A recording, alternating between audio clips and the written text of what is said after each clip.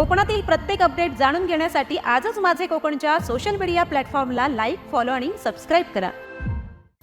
रत्नागिरी जिल्ह्यातील संगमेश्वर तालुक्यातील देवरुख परिसरात अवकाळी पावसाने जोरदार हजेरी लावली। विजांच्या कडकडाटासह वादळी वाऱ्यामुळे अचानक वातावरणात बदल झाल्याने नागरिकांची एकच धावपळ उडाली। दुपारनंतर अचानक आलेल्या पावसामुळे अनेकांना आसरा शोधावा लागला। या अवकाळी पावसाचा सर्वाधिक फटका आंबा बागायतदारांना बसण्याची भीती व्यक्त केली जाते। आधीच बदलत्या हवामानामुळे त्रस्त असलेल्या बागायतदारांमध्ये चिंता वाढली आहे। वाऱ्यासह झालेल्या पावसामुळे फळगळती आणि गुणवत्तेवर परिणाम होण्याची शक्यता व्यक्त केली जात आहे।